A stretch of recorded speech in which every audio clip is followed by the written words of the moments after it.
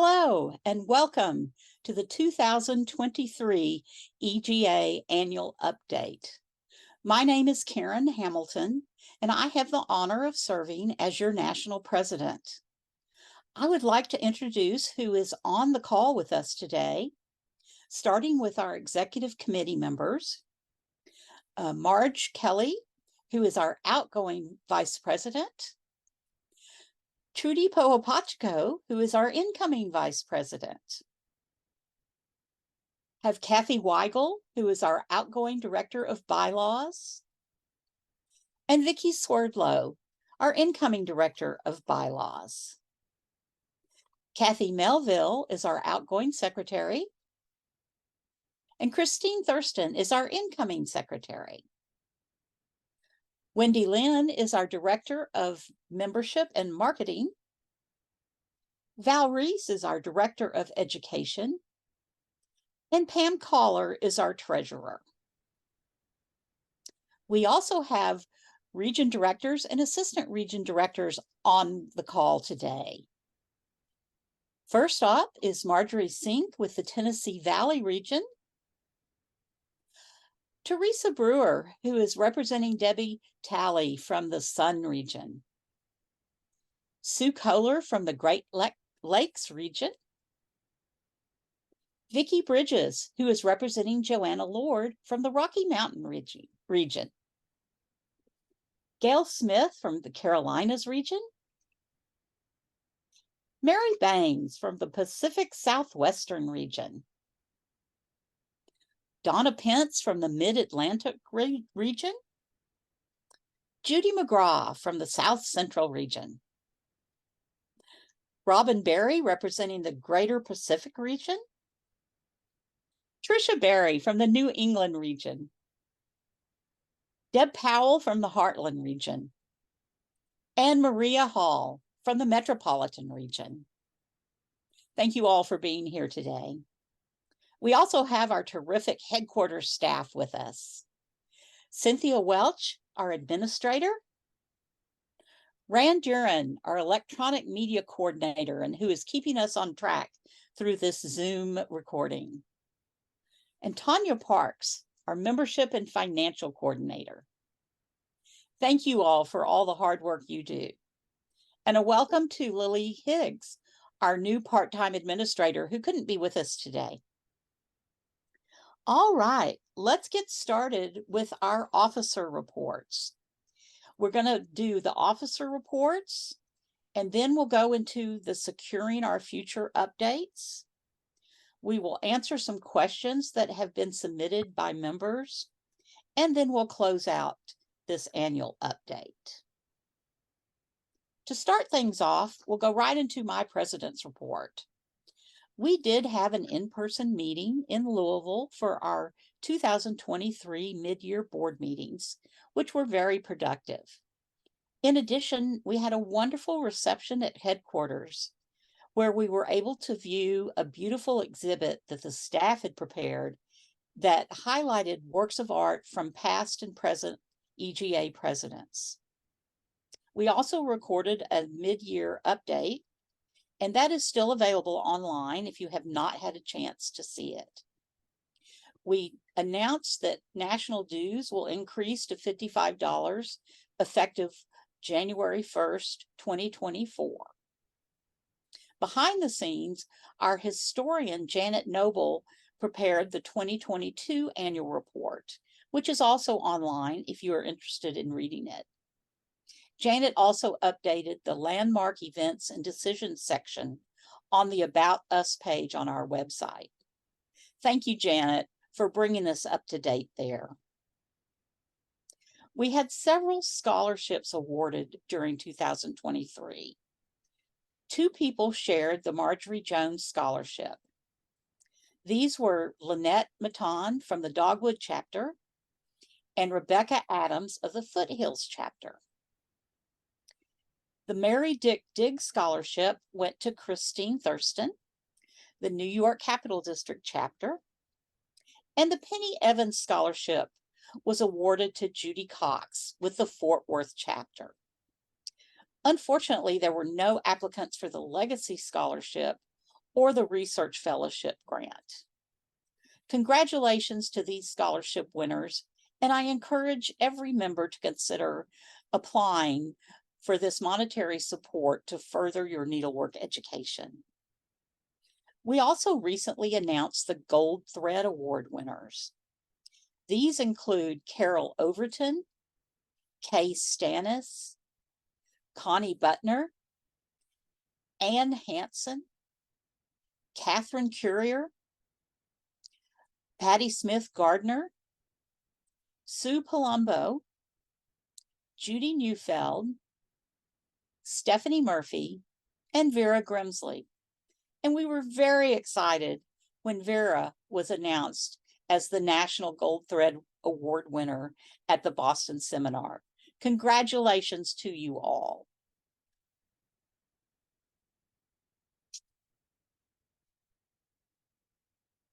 Now I would like to toss it over to Marge Kelly for her Vice President report. Marge?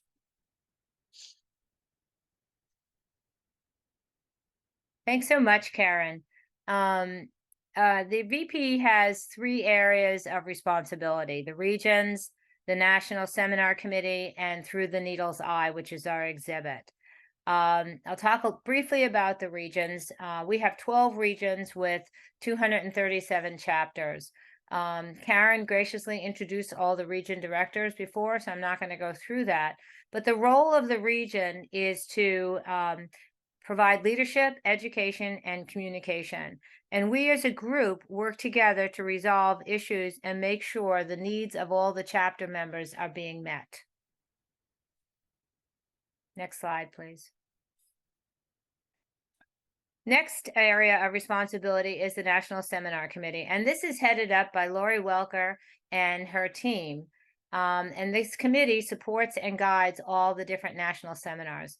As you know, we just finished a successful seminar in Boston. We had over 450 attendees, and we are about to have 2 virtual classes from Hazel Bloom Camp that will be part of the seminar. The next seminar, which is in Atlanta, is the one where we'll have first come, first serve reservations.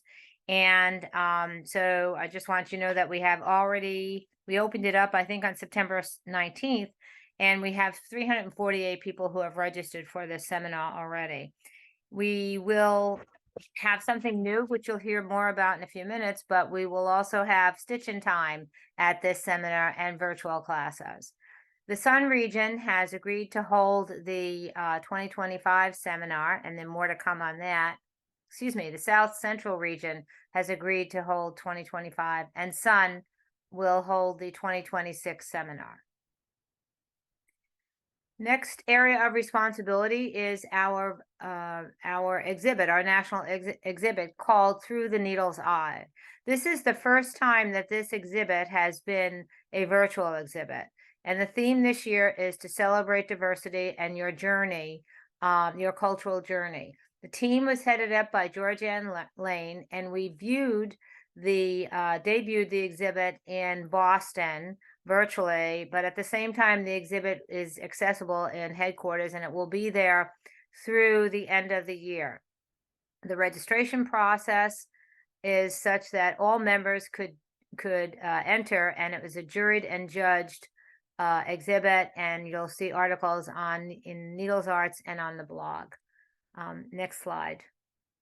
So this is a commercial break. In the summer of 2020, the Manhattan chapter was approached by the New York Historical Society to recreate this sampler that was stitched by a young Black woman in 1820. She was at the African Free School, and we were asked to recreate it. So Fran Ludestoff was the chapter president. She contacted me, and I contacted the best person that I knew in the metropolitan region for samplers. And we worked with the the Historical Society, and we presented the sampler to the Historical Society in September of 2022. It was an extraordinary effort, and I would hope that if any of you can work with some of your local museums to do something like this, it's a great thing to do.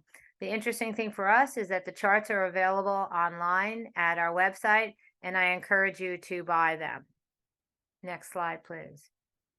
Okay. So it's bittersweet that you know, when you leave a position, I want to thank the board for a great experience and thank you, the members, for allowing me to serve.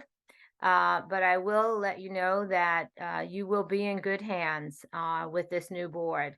I want to personally introduce Trudy Poahachpico. She served as the Rocky Mountain Region Director, and she is a member of the Through the Needle's Eye team and a member of Securing Our Futures. I know she's going to be terrific, and I look forward to seeing all the good things. Now I'd love to introduce my dear friend, Kathy Melville, to do her report. Thank you, Marge. This was our first one member, one vote. It was so easy to access voting on the EGA website. 1,688 member votes were received to elect the new officers. It has been a pleasure to serve as EGA secretary for the past 3 years. I now welcome Christine Thurston as our new secretary for the next 3 years. Thanks for serving, Christine. Next up will be Kathy Weigl. Thanks, Kathy. As a bylaws director, the first job is to oversee the national bylaws and policies and procedures. This year, we had one bylaws amendment, which was the one member, one vote initiative that changed voting from a chapter-based to a member-based vote. For the first time in 40 years, everyone in EGA was able to vote in the officer elections. As Kathy said, almost 1,700 of you elected to do so. Next year, it will be adjusted so that you can vote for individual members and vote no if you don't want someone. And in March of 2024, we probably will have more amendments to the bylaws to implement the initiatives from the Securing Our Future planning effort. The second responsibility is reviewing bylaws for all the chapters and regions. These are done every 10 years because of changes in laws, changes in policies, and so that the bylaws stay current. Chapters from the former Mideastern region were moved into 3 neighboring regions this year when we went from 13 regions to 12.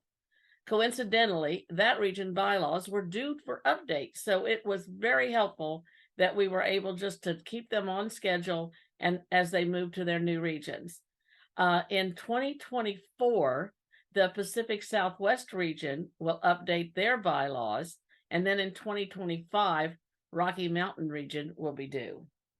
The final responsibility for bylaws is advising individual chapters and regions on issues related to their operations, to parliamentary procedure, to how they do their functions.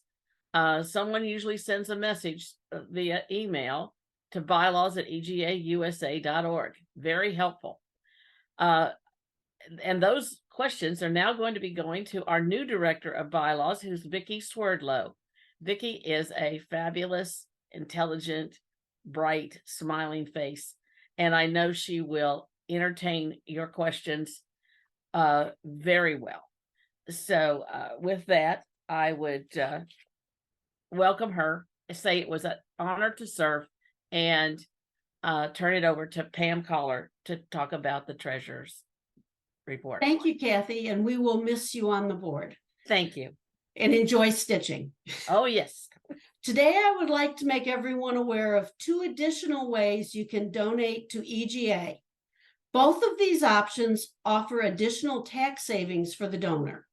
As always, please be sure to check with your investment advisor and tax advisor to see if either of these would be beneficial for you.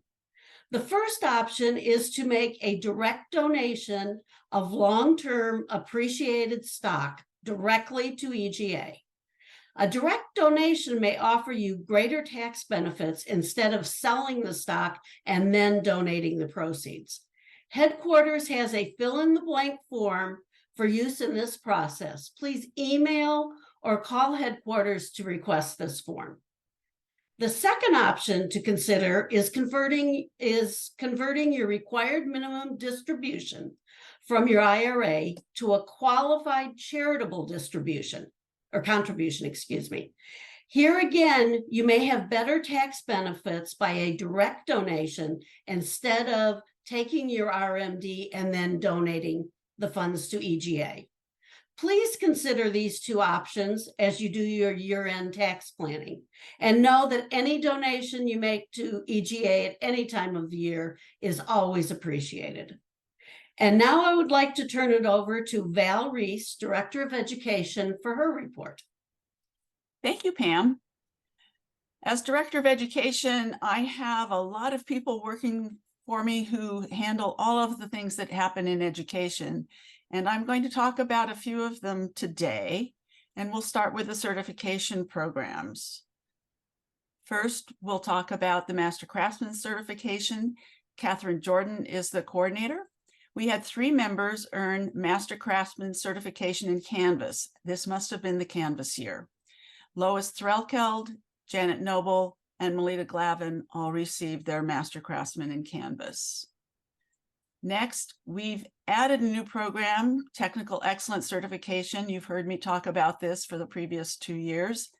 And the first Technical Excellence Certification program we have offered is Counted Thread Embroidery. You can find out how to sign up for this on our website. In the publications world, our petite projects I'm highlighting today, Carol Renard is the chair.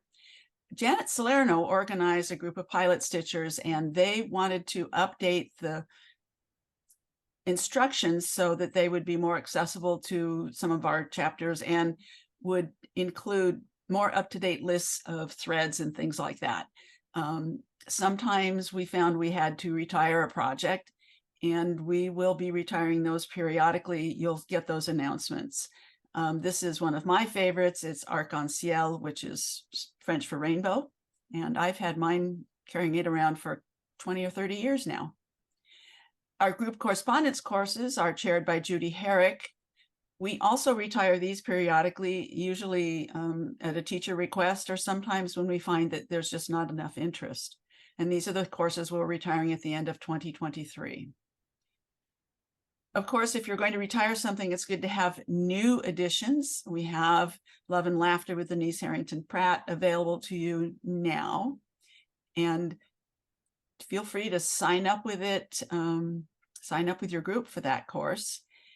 We have some other courses coming soon, so you can look at these and say, ooh, I really want to do that Pulled Thread Clover with Marion Schooler or the Trio with Carol Currier.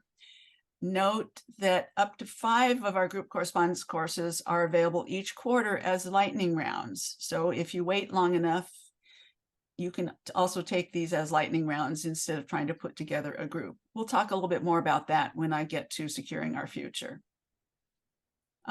Individual correspondence courses are chaired by Helene Osipov. There were so many I couldn't fit them on one slide and give you a picture. So you get the first half alphabetically on this slide, along with a photo of exploring Jacobean crewel embroidery. And this is the one of our new upgrades to an individual correspondence course. The other half are on this slide, and it includes a sampler. And since these are individual correspondence courses, you should again go to the website, look at what this will entail. It's a one-on-one with a teacher, and that means you're going to be really busy. Solveig Wallstrom chairs the online studio classes. You get one of these every month. It's different. We don't tend to repeat these. So when you see something you like the Hummingbird in Silk and Gold or the Notebook by Kathy Andrews, you should sign up for it now because it's not coming back. That's the way these are different from the other courses. Virtual lecture series with Mary Van Tyne. In January of this year, we made some changes. There's no waiting list. this, I keep reminding people, we discovered through the surveys that we did that there are still people who think there's a waiting list out there. No, there isn't. If we go over our current maximum, we'll figure out a way to add more people to it. So don't worry about it. We've also recorded many of our lectures, which is wonderful. I've listed the 3 upcoming lectures. We're already taking signups for Este de Shadow, and eventually we'll have the others too. There's usually one a month. So again, if you know you want to sign up, you can always ask us to remind you that sign up has started. Virtual education courses, which were not on my list of things we already offer, is new. We're starting off with a very popular course that Kathleen Weston has been organizing. Queen Catherine's book cover bag and pin pillow is already full. We will be starting this class in February of 2024, and we will offer more of these. It just takes us a little while to get everything all lined up. The other thing that we've added is patterns from EGA's past.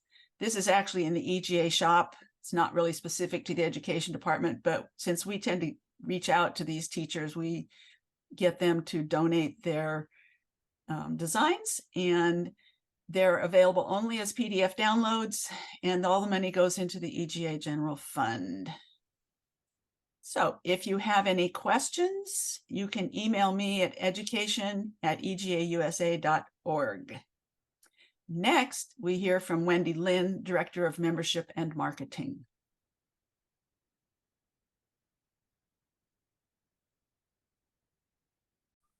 Thanks, Val. The first thing I'd like to do is talk about the activity of the people who have been working on membership and marketing since our last meeting in March. We've conducted a deep dive into the March survey results that you all have completed. We've added Teaching Our Youth Stitching program to the website. We've developed online special interest groups, which some people may hear referred to as SIGs. We've streamlined the approval process for chapter, region, and seminar logos, recruiting materials, and product design and sales.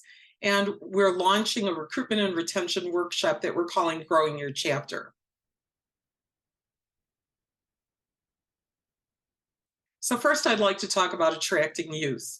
The Toys Project, again, teaching our youth to stitch, really was developed by people in the Burlington, Vermont chapter. Diana Snyder was kind enough to host me and Linda Norton-Smith last October to learn about the program. And we've turned her worksheets into PDFs that are now on the EGA website. We're also considering a new young adult category, which is intended to make membership more affordable for the younger stitcher. We can look forward to more information on that as we go forward. We also suggested that special interest groups mirroring those that chapters be offered also online. And this was a recommendation from Judy Caruso in the Madison chapter. We started those groups, and we currently have 2 in surface embroidery. Crazy Quilting started just a week ago. Beading will be held on the 4th Friday of the month, and Goldwork is in development. Best practices are also in development for people wishing to start new special interest groups online.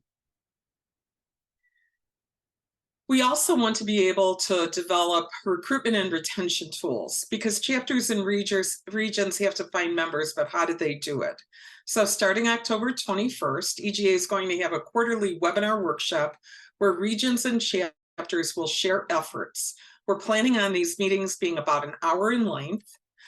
We will have 1 region, 1 large chapter, and 1 small to medium-sized chapter presenting to tell us what they tried, what worked, and what didn't.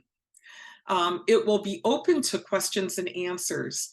I say here 158 people are registered as of today, and we have room for 500.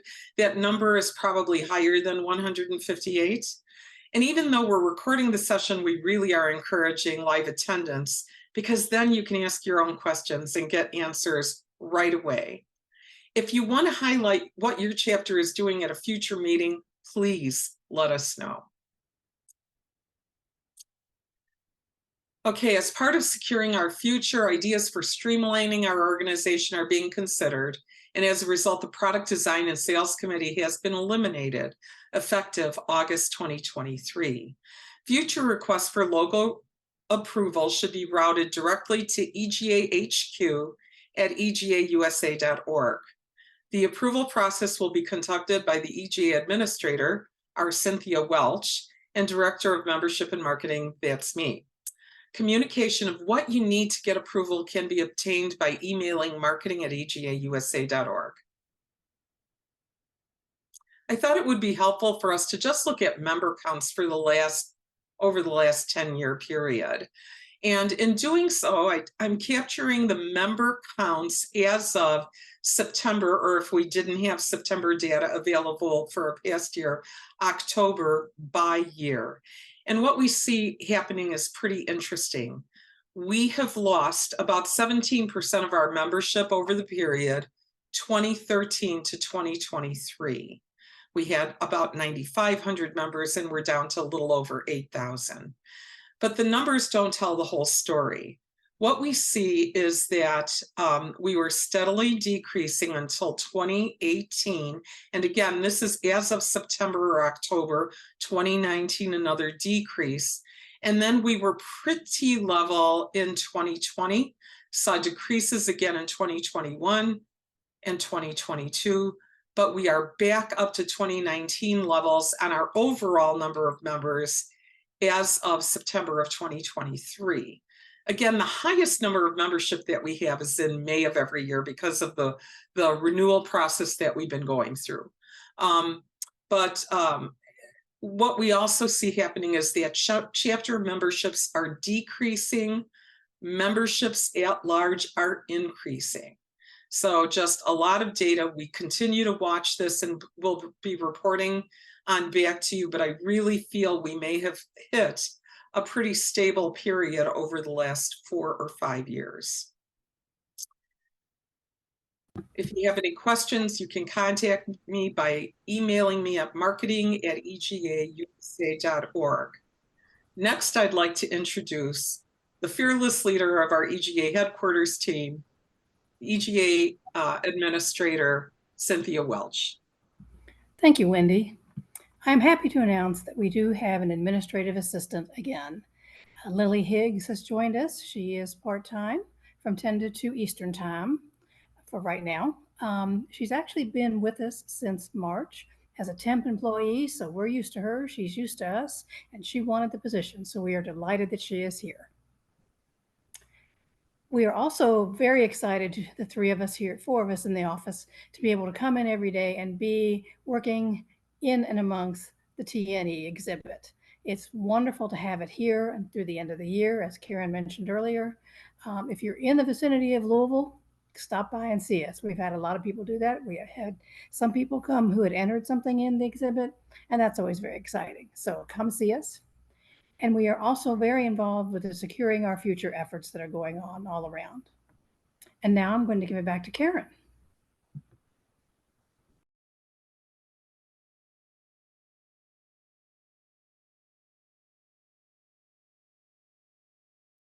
Thank you, Cynthia, and thank you all for your officer reports.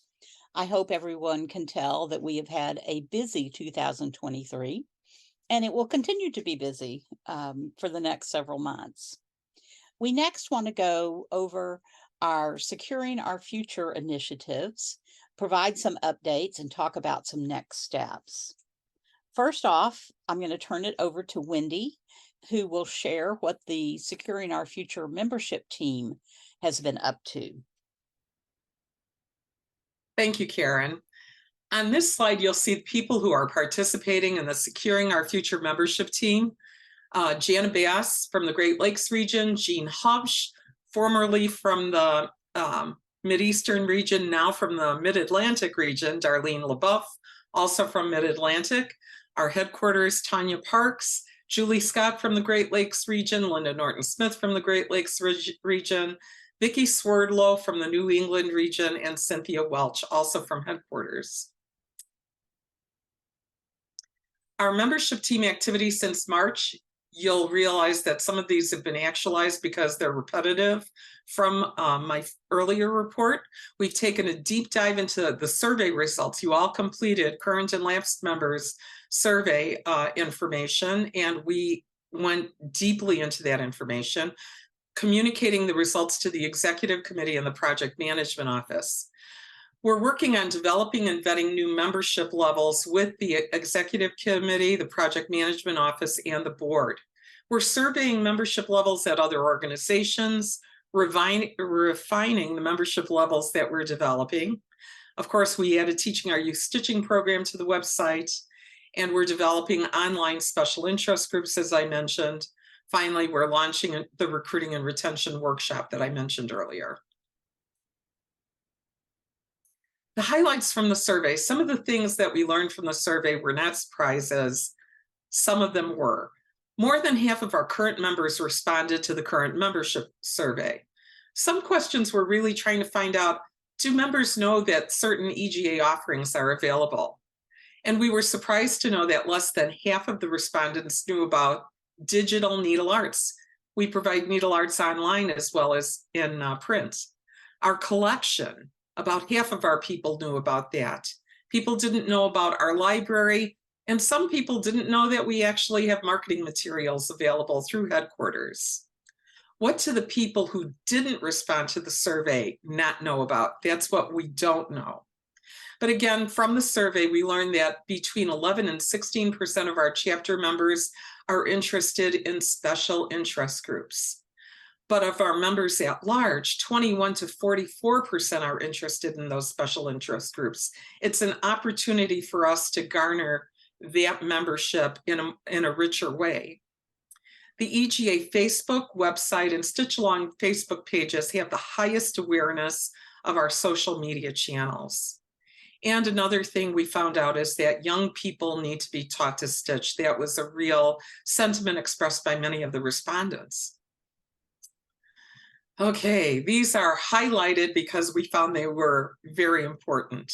54% of our members at large want more online education, as do 43% of all of our members. This was kind of a red flag for us. 14% of all of our members, current members, have had negative interpersonal experiences in EGA. 29% of our former members had chapter issues and decided not to renew because of those chapter issues. It included things like location, meeting times, but it also included the fact that people were cliquish, behavior was rude. There were member conflicts in behavior that were very open in the chapter meetings, or there was an unfriendly atmosphere in the chapter. And unfortunately, I don't think that we realize sometimes that this behavior is even being experienced by our members.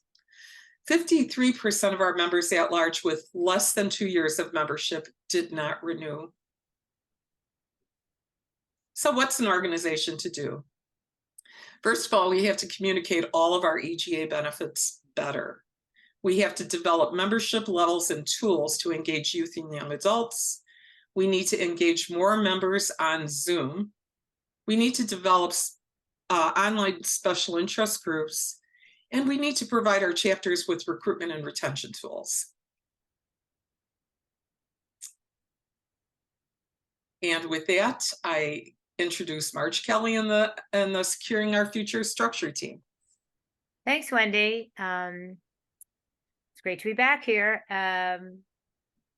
So I want to introduce the structure team. Kathy Weigl is a member, Kathy Melville, Cynthia Welch, Carrie Lippert, Donna Pence, Joyce for receivers, Debbie Talley, Tanya Parks, Tricia Barry, Robin Berry, Marjorie Sink, Carol Overton, and Trudy Poahatch-Pico.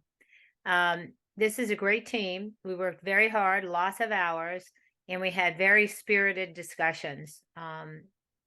So the focus of our team was to preserve the best of the region and chapter structure, to provide for easier change, and to provide a national and/or region structure that supports EGA's future goals. I just want to point out here, if you look at 1981, which is about 42 years ago, we had pretty similar structure, we had 13 regions, 72 chapters, and 16,000 members. Today, we have 12 regions, 237 chapters, and a little over 7,900 members. So it's a structure where we had many more members 40 years ago. It's the same structure that we had then that we have today. It was a good structure, but things have changed. The technology has changed. We have less members. So maybe there are some things that we can take from that older structure, but we can look at some new things as well. So I think some of you are familiar with this. What issues do we have in the chapter structure? Our membership is aging and declining. It is difficult to get volunteers, difficult to get officers, difficult to become a satellite. There are too many processes or rules. We are losing chapters. We have lost one region. It has dissolved. Chapters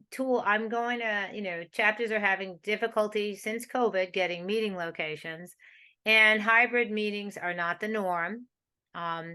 Wendy talked about more tools for the chapters to gain members, but up until now we haven't had a lot. I'm looking forward to what's coming out of her team, and our members at large are growing at a much faster rate than our chapter members. But the members at large, a couple of them change to chapter members, but not a lot of them change to chapter members.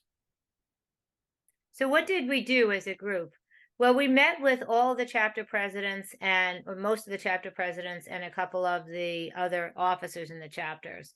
And they asked us for a couple of things. And we did those things I will call low-hanging fruit. We did those things pretty easily. They wanted an officer change form for the chapter. So we just communicated that form is online now in a section called Tools for Chapters. We also simplified the process to become a satellite, simplified the process to become a chapter. We decreased the number of members to form a chapter. It was 15, now it's 10. It's been approved, and we simplified the process to dissolve a chapter, and that's been approved. Some of these things will require some policy and procedure changes, and that's being worked on right now. But these things have been approved, and you will see sheets on in the tools for chapters. We will continue to look at the roles for chapters, because I looked at the role the other day for a chapter treasurer, and the number of pages there were about 60 pages to go through for the responsibilities of the chapter treasurer. While they may all be right, there's probably a better, more succinct way to do it so it doesn't scare people off from taking on these roles. So that's one of the next steps here. And we want to put more tools on the website. What else do we do for the chapter structure? We want, as I said, we are losing some chapters, but we want to make sure that we don't lose as many chapters as we have in the past few years. So we want to identify chapters that are not as strong as they could be. And we want to make sure we have really good, strong chapters. So we have a survey that's going out under Trudy's name, going out shortly, which will ask questions about each of the chapters. The results of those surveys will be reviewed and coordinated with the region directors, and we'll identify those chapters that need a little help to become stronger, and work with them to build a roadmap to do that, and review the chapters after sufficient time to make sure that we have successful outcomes. Then next year, we'll probably do the survey again, because while we may have created some stronger chapters, we still might have other chapters that are becoming less strong. We had a subgroup of the team, 4 RDs, that went and surveyed the other RDs on, how many officers do you have? Do you have seminars? Do you have stitch-ins? Things like that. And so we have some of those results. We found out that after talking to them, that they felt that the role of the region was to provide leadership, provide education, and communication. More on this in a minute. But we did launch a new form, or it will be launched shortly, where the region officers can, when there's a region officer update, the data will be collected, it will be provided to headquarters, it will be provided to the region, and it will be provided to the Director of Bylaws and to the National Vice President. Lastly, in this area, we're looking at the entire structure of the board.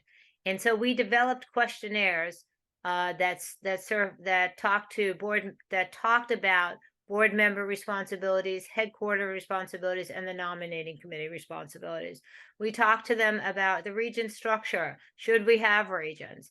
How many regions? Board positions. Do you like the staggered terms? Is there anything we need to do for the members at large since they are growing so quickly? Do you think there's a need for a virtual community? How would you start up a virtual community? And what about the committees? Do we have too many? Are they placed in the right areas? We completed over 30 hours of interviews with the board, the nominating committee, and some prior regional directors and presidents.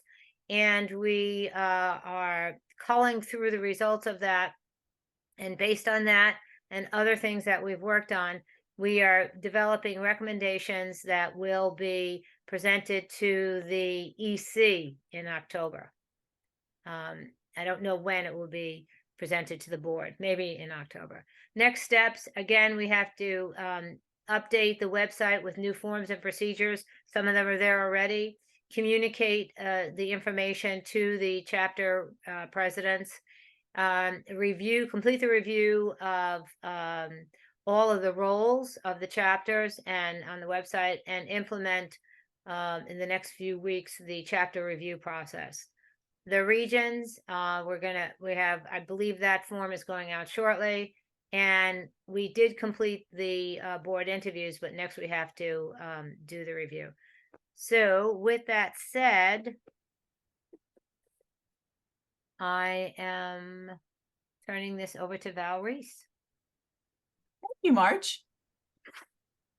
The Securing Our Future Education Initiative team consisted of me, Becky Autry, Martha Lawrence, Mary Van Tyne, Joanna Lord, Cheryl Hammer, and Deborah Besant.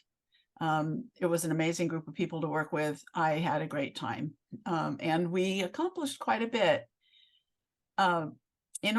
However, one of the things we discovered early on is that not everyone on the committee knew about the various things that the education department already offers and how they are different intentionally, and how you can take advantage of them based on what your learning style is, for example. So these were the current course offerings when we started. We've added a few offerings. The virtual education courses, we've already signed up for the first one of those, and that one will be coming soon. Projects from EGA's past, those are in the EGA shop. Again, that was something that we looked at and said, yeah, we really need to be able to take care of some of these past projects. And then, of course, we've implemented the Technical Excellence Certification Program. Just to clarify, there are other opportunities that EGA has that are not part of the education department, even though they are learning experiences. Needle Arts Magazine has Designers Across America projects and Designers Around the World projects. The EGA website offers free projects, and Marketing and Membership takes care of the EGA Stitch Along group on Facebook. Those are not things that I have to deal with, but they're there and they are important. The initiatives for EGA, C.1, all of those words come down to find out what's going on in the education department and see if there are places where we need to make changes. What are we doing right? What do we need to change? Also, there was a second initiative to talk to the teachers about how things work with them, with the existing system. And after the group talked about this, when we said, you know, what we're doing with the survey will also give us this information, so we combine these two into one initiative, and so we did that. There was an education survey that many of you answered. I did get a few emails saying, how come you're giving us giving us the same survey again? And actually it was a new survey, and they went ahead and went in and completed it. These are some of the statistics that were available to us as who took it, what did they do. We also realized, this is where we came up with how we found out that people didn't necessarily know what kinds of courses they were taking. They just knew it was interesting and they were going to take it, which is a fine way to select a course, but not a problem for me. And so we have some statistics here that what I did is I tried to give you a high level view of the answers we got. And we got some really high numbers as far as the course was what they expected it to be, both for group correspondence course, online studio, individual correspondence course, virtual lecture series. Looks like we've got a pretty high number of people who are happy. Now, these are people who've taken the courses. Obviously, there are people who've not taken the courses. We also took a look at the free text answers. If someone's going to take the time to actually enter a question or a comment for us, we read it. And I think that was great, because even if only one person mentioned it, sometimes there was a germ in there that said, here, follow through on this. So we tabulated them. We combined answers based on what was the overall impression that we got from the answer, from the text that they gave us. And that's what we got back from those. People are pretty happy with the variety of courses and techniques. We need to pay attention to cost, and we've been doing that. The online lectures worked out well. Moving to the next page. What would you like us to offer that we don't already offer? And a lot of this beginner projects, we've been working on that one. So it was good to see that there were people still asking for beginner projects. I like that, because that's what we're working on. And we do try to do specific techniques. We're doing better with that with both of those actually in our online courses. The online studio courses, which I just mentioned, they wanted a little bit longer access to the videos. That's something that is limited by space. There are things that we just can't do.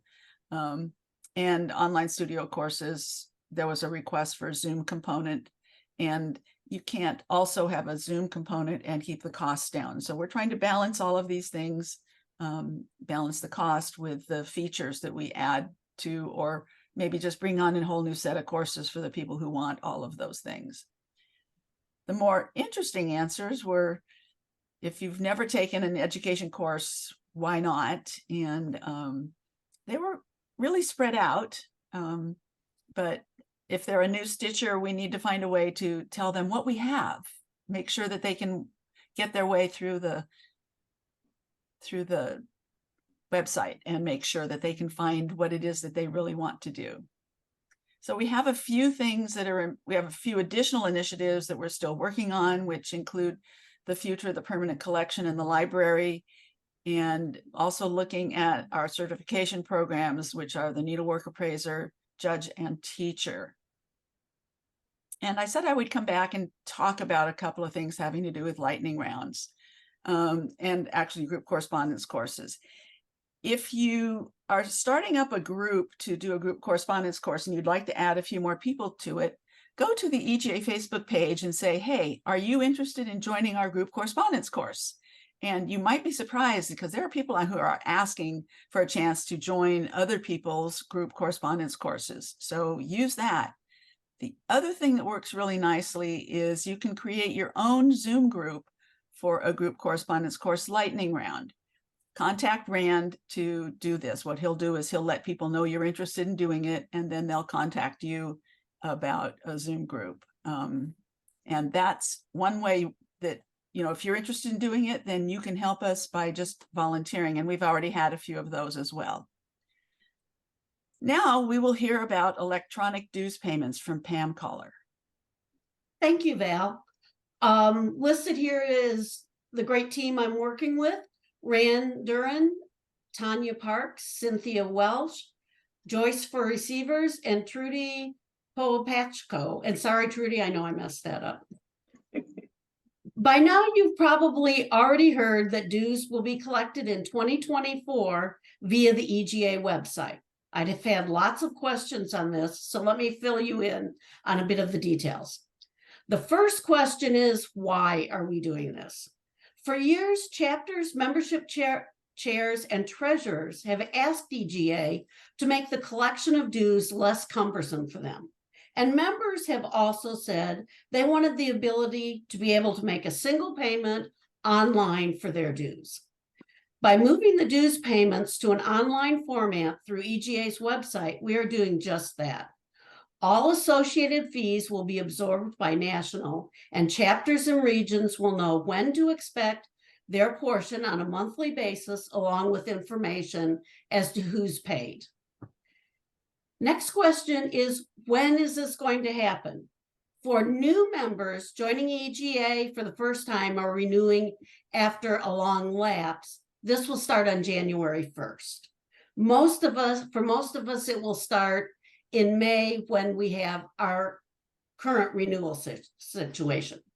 All dues collected this year are still under the old system, so please remember this does not take effect till 2024. And there will also in 2024 be no more prorated dues. Biggest question from members is, how is this going to work? We are currently at the very beginning of this testing process. We will pass along all the how-tos as they are finalized. Be sure to watch the EGA website, newsletter, and Needle Arts magazines for the most up-to-date information as it becomes available. And now I'd like to turn it over to Marge for the events update. Thanks, Pam.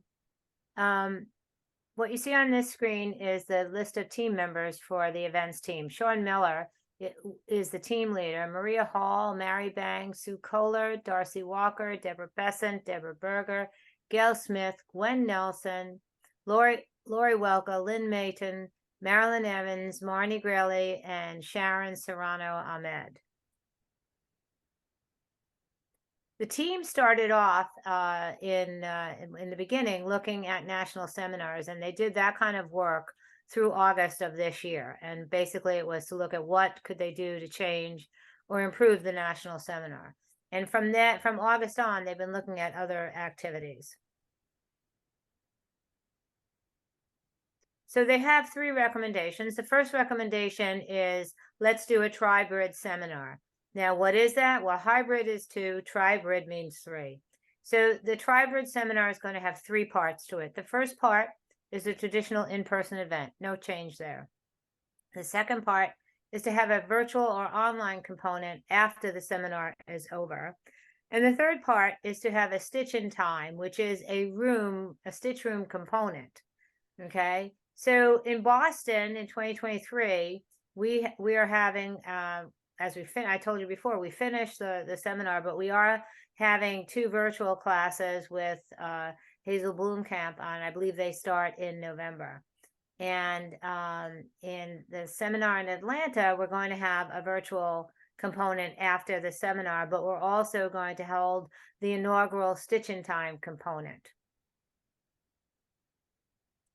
The next recommendation is about cross stitch, and I think in the first survey we did a couple of years ago and this one, we see that a lot of our members are cross stitchers. So the thing that we have to do is educate cross stitch teachers to let them know that EGA is their people and that they should be submitting proposals to our national seminars. So we're working with cross stitch teachers.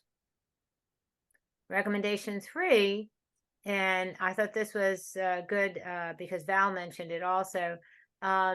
We're looking at make and take or a taste of stitches track for beginner projects, beginner classes at seminar. So there would be a series of 1 to 3 hour small beginner project classes designed to teach new stitches, new techniques that can be completed at the end of the week. And you would have to register for the complete track. You couldn't just register for the classes. So in summary, we have the Tribrid National Seminar, and we started some of it this year, and we're going to do it again, all three components of it next year in Atlanta. We are soliciting cross-stitch teachers to propose to national seminars. And I believe the Taste of Stitches track will be in 2025 at the seminar in South Central. And so lastly, you know, when I was a kid, I used to watch the Jetsons, but I didn't really know how prophetic they would be and that they would predict our future, even for the Embroiderers Guild. Look at this. Zoom meetings, we have that. Online classes, we have that. Telestitch, we don't have that yet, but we could. And we do a lot with FaceTime. I'm very excited about all the changes that occurred over the past few years, but I'm even more excited about this initiative of securing our future because we're going to be able to see a lot more changes as a result of your EC and many members working very hard to take us into the future. Now I believe I turn this back over to Karen. Thank you, Marge, and thank you to all of the Securing Our Future teams. Tons of work has been done in the past year, and I applaud each and every team and all the members and appreciate what you've done. And we look forward to hearing what comes out of the teams next. Now we're going to answer some questions that members submitted. First up is Pam Coller. Thanks, Karen. The first question is from Claire DeChristina from the Madison area chapter. She wants to know how and when will chapters be reimbursed for their share of the dues payment and be informed as to who has renewed. Also, their chapter routinely adds memberships during an annual show process and outreach events where attendees can sign up immediately, and she's concerned about how these members will be able, new members will be able to sign up. Chapters will be sent their dues payments electronically and will also receive a list of those joining or renewing each time they get their payment. When you are participating in a show or outreach event, I think chapters might be a good idea if somebody brings their laptop and they can sign up those new potential members right away online. They can see the website. You can walk it through the whole process. The second question is from Judy Newfield of the Bishop's Peak chapter. She wanted to know, instead of raising membership dues, can we eliminate the magazine? Needle Arts provides educational information to our members, and it also helps to fulfill our mission as a 501c3 organization. And it's something enjoyed by a lot of our members, and I know I would miss it, and I'm sure a lot of you would also miss it also. My last question is from Mary Todd, Susie Jordan, Alice Lasada, and Ann Fink, all of the Constellation chapter. They want to know how soon after a payment is made to National will local chapter receive its portion of the funds. By what mechanism will the payments be made? How will National handle collection of people joining multiple chapters? Has this program been tested? And when will chapter treasurers and membership chairs be updated on these plans? These are all good questions that are being addressed as the committee works through this process. The answers I have for you now are that chapters and regions will receive their dues amounts on a monthly basis, along with the detail of the members that have paid. Plural memberships, unfortunately, are not included in phase 1 of this process. Chapters will receive information on how to handle these people. Testing will begin in mid-October, and once that is completed and we are satisfied with the process, we will then share future information through videos and emails and our website. Any place you can think of, we'll have information. This will include information to chapters, regions, and members. So look for that coming in the future. And now turn it over to Wendy for her questions. I have 3 questions to field from the group. The first is from Marjorie Grimm in Cedar Valley. And Marjorie asks, have we ever considered joining forces with other needle arts organizations to share staff and resources for our membership information? And Marjorie is aware of a group in a small town in North Dakota that does this. It's a database that tracks school alumni, cemetery supporters, community supporters, and has a lot of information on them. Well, this is a great question, Marjorie. We are looking at everything to figure out how to become more efficient. But when it comes to joining forces with what other needle arts organizations, I'm not sure that that would be an effective way for us to move forward. We do not want to share our member data with any other needle arts organizations. I mean, there are competitors in some respects, although we are always interested in collaborating with them on doing projects together, doing classes together. So, you know, another part is that much of the stuff that we do in EGA is proprietary. Our classes and so forth are proprietary to EGA, and we don't necessarily want other needle arts organizations tapping into it without our permission. So it might be done, but in a situation where competitors are sharing information with one another or sharing systems with one another, we would really have to look into that very closely. But thank you for the suggestion. Anna Todd from Fort Worth chapter is asking, are there any updates on junior membership and when will this membership option be available? What plans does the National Guild have for reaching younger generations to increase their knowledge of and love for the needle arts? Okay, we're making real preliminary steps on this. I mentioned that we have posted teaching our youth stitching projects on the EGA website. And we're also looking at having a young adult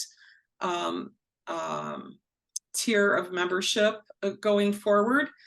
So we're building this out slowly. Look for more information on that at future meetings. And Anna also asked about making treasurer and membership chair duties more simplified and efficient, like electronic bookkeeping and tools that automatically report to national online membership payments. So Pam has mentioned some of those. If there's questions that haven't been answered, please send them to treasurer@egausa.org. Finally, Margaret Ridland, who's an at-large member in an international, asked, this is not a question of real interest to most members, but is it possible to increase membership types to include an associate membership? I got this question late on Monday, and I immediately, it was about midnight, I sent an email out to Margaret and said, well, exactly what would an associate membership look like? And she immediately responded, which just kind of blew my mind, saying, well, she wasn't really sure, you know, and what kind of questions do I have? So she told me it was 3:30 in the afternoon where she was at, which was Victoria, Australia. And it was midnight where I was at, and we decided I should just get some sleep and we'll work on this after this particular update. So thanks, Margaret, for the question. It's a great one. And yeah, we're looking at all sorts of things regarding membership. Next, Marge Kelly will be responding to some questions on from members that came to her attention. Thanks, Wendy. I also have 3 questions. The first one is from Mary Jo Eckert, and it's about the Through the Needle's Eye, the TNE, the virtual exhibit. And she wants to know, she said she had not heard about this and she wanted to know, what is it? Was there a theme? How do you get in? And are there any articles on it? Well, as I said before, this is our national exhibit. It's the first time we had a virtual exhibit. The theme was to reflect and celebrate diversity of your cultural journey, and it must be an original work or adaptation. It's open to all EGA members. It is not by invitation. You just have to go on to the TNE page on our website, and the details and forms are there. You complete the application. And there were a number of articles in Needles Arts in 22, and a lot of advertising in 22 and 23. And of course, it was all over our blog. If you want to take a look at those articles, you just go back to the website and you can read the articles. The next question came in, or similar questions came in from Darcy Walker and Carol Sylvester. And it was about COVID at the cases of COVID at the Boston seminar, and why didn't we communicate about the cases? And so my answer to that is, they're right. We had cases of COVID at the seminar. When we found out about them, we spoke to the people, we spoke to the hotel, and we asked the people to follow CDC guidelines. We did send out an announcement on 9/4 to all the attendees. So there was an announcement. The one thing I will tell you is I've had conversations with the National Seminar Committee, and Trudy has also been involved in it.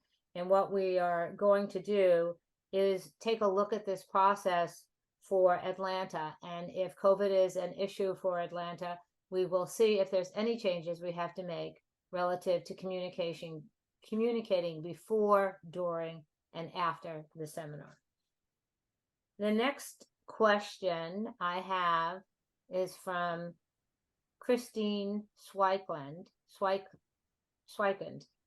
from South Towns Needle Nuts. Her question is about allowing non-members to register at the same time members register for the seminar. And she feels that that's really not great, and she would like us to answer this. So my answer here is, this has been the process for over 10 years. Non-members have to pay a fee to register. They have to pay a $60 fee. This is more than the fee to become an MAL. So they can decide to become an MAL or just hand over the fee. We typically do not get a lot of non-members, so it isn't likely that we're going to change this. But I do hope you take a look at all of the benefits that Wendy talked about before, and all the other things that you can see on our website, and that you realize that you get many other benefits than just seminar benefits. Now I'm going to turn it back over to Karen Hamilton. Thank you, Marge. Well, we are coming to the conclusion of our 2023 annual update. Thank you all for hanging in there with us. I want to thank Marge Kelly, Kathy Weigl, and Kathy Melville for their service the past 3 years on the executive committee. You three have been shining lights in sometimes dark days, and we appreciate everything that you've done. We're going to miss seeing you on a regular basis, but the good news is that each of you have pledged to continue to work hard for EGA. And I just want you to know how much I appreciate your service and how much affection I have for each of you individually. So thank you very much. I also want to welcome again our 3 new officers, Trudy, Christine, and Vicki. I can't tell you how much it means that you all were willing to raise your hands and step up. It's very important that those of us that are passionate about this organization be willing to give our time, our energy, and our talents to help make EGA a better place for all members, especially as we go into the future. So thank you for joining the team. I know it's going to be a very fulfilling term of service for you all. Thank you to all the members for your interest, your support, and for being members. Without you all, of course, we wouldn't have an EGA. I really appreciate everyone's time today. If you have additional questions, please reach out to headquarters. Our wonderful staff is always there to help you with any issues that you may run across. Again, thank you for being members. We look forward to seeing you in the future. Until then, I wish you many happy days of stitching. Thank you very much.